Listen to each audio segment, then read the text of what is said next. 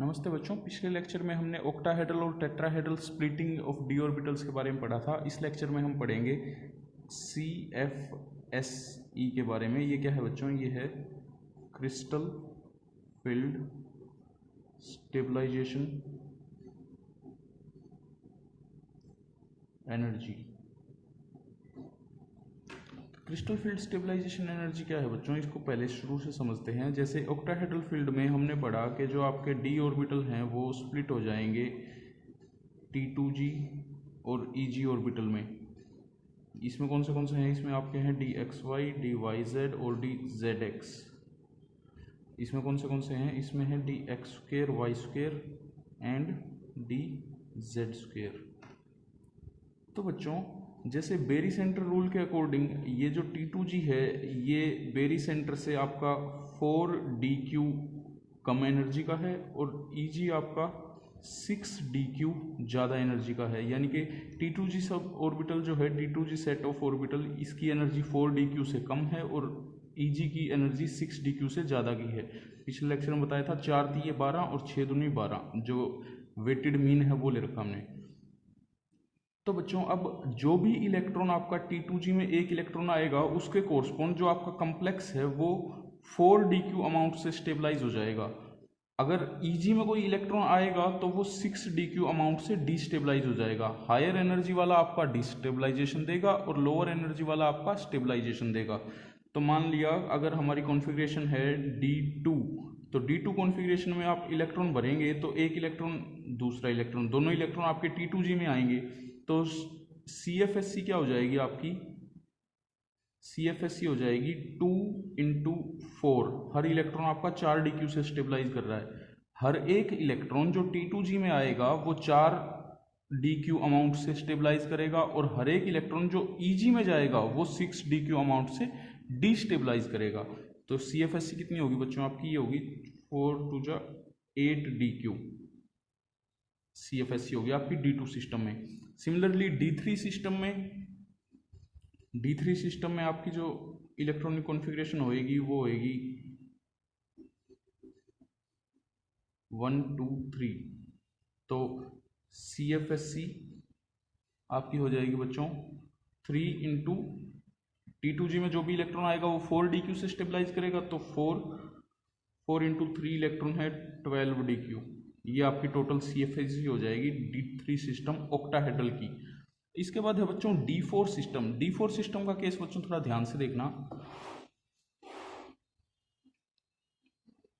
अब D4 में दो पॉसिबिलिटी हो सकती है बच्चों। एक तो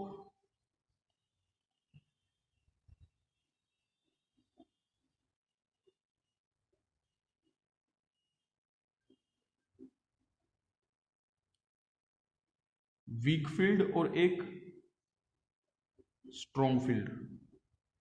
वीक फील्ड में आपकी जो एनर्जी है वो कम रहेगी। डेल्टा O जो है,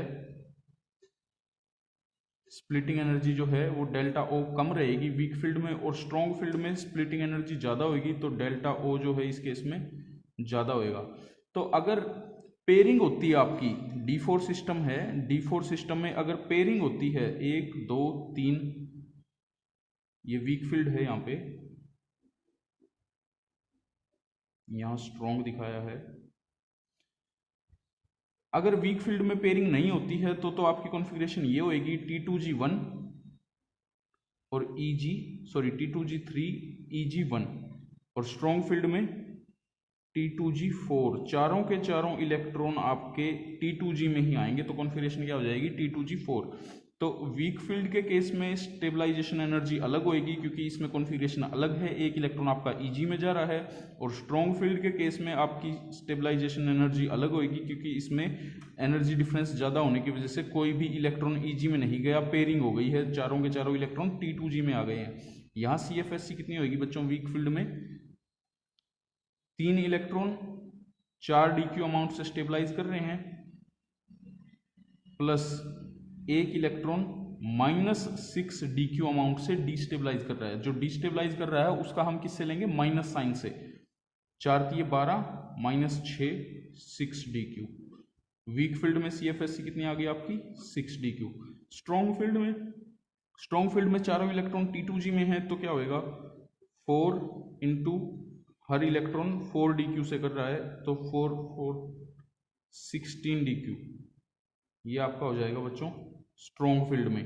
तो इस हिसाब से हमें स्टेबलाइजेशन एनर्जी निकाल लेनी है। इसके बाद बच्चों देखो D4 देख लिया हमने, अब आप केस देखो D6 का।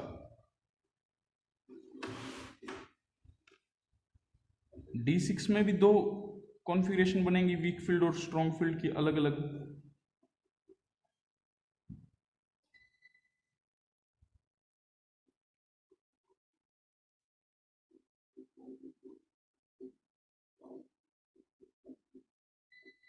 ये आपका वीक फील्ड जहां डेल्टा ओ कम है, कम स्प्लिट हुए हैं, ये आपका स्ट्रॉन्ग फील्ड जहां आपकी ज़्यादा स्प्लिटिंग हुई है। अब कॉन्फ़िगरेशन भर दो D6, 1 2 3, वीक फील्ड है तो पेयरिंग बाद में होएगी 6, और स्ट्रॉन्ग फील्ड है तो स्टार्टिंग में ही पेयरिंग होनी शुरू हो जाएगी। वीक फील्ड की ये कॉन्फ़िगरेशन बनी, स्ट्रॉन्ग फील्ड की ये कॉन्फ़िगरेशन बनी। अब इसमें क्या होएगा बच्चों,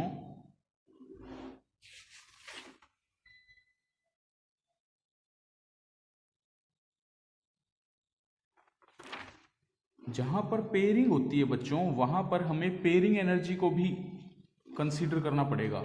जहां पर पेयरिंग होती है वहां पर पेयरिंग एनर्जी को भी कंसीडर करना पड़ेगा। जैसे यहाँ पर वीक फील्ड जो था, वीक फील्ड में तो कोई पेयरिंग नहीं हुई, चारों के चारों इलेक्ट्रॉन अनपेयर्ड थे, लेकिन स्ट्रॉन्ग फील्ड में आपकी एक पेयरिंग होने लग रही थी। तो अगर हम इस पेयरिंग एनर्जी को भी कंसीडर करें, और करना भी चाहिए, तो जो स्टेबलाइजेशन अमाउंट हो जाएगा CFSE, वो कितना हो जाएगा आपका 16 dq प्लस एक पेयरिंग एनर्जी, क्योंकि एक पेयरिंग एनर्जी का अमाउंट हमें इसमें ऐड करना पड़ेगा, वो इसको कुछ डिस्टेबलाइज कर रहा है। क्योंकि इलेक्ट्रॉन अगर अलग अलग ऑर्बिटल में होते तो रिपल्शन कम होती, उस वजह से सिस्टम स्टेबलाइज होता। अगर इलेक्ट्रॉन एक ही ऑर्बिटल में हमने डाल दिए तो कुछ अमाउंट पेयरिंग एनर्जी का उसको डिस्टेबलाइज करना चाहेगा, तो वो हमने यहाँ पे दिखाना पड़ेगा, मैंशन करना पड़ेगा। अब देखो D6 में स्ट्रॉन्ग फील्ड में कैलकुलेट करें तो 6 इलेक्ट्रॉन 6 के 6 T2G में हैं, तो 6 इंटू 4 dq कितना हो गया, 6 4 जा 24 dq plus pairing energy. Pairing energy इसमें कितनी है, 1 2 3, 3 पेयरिंग एनर्जी है।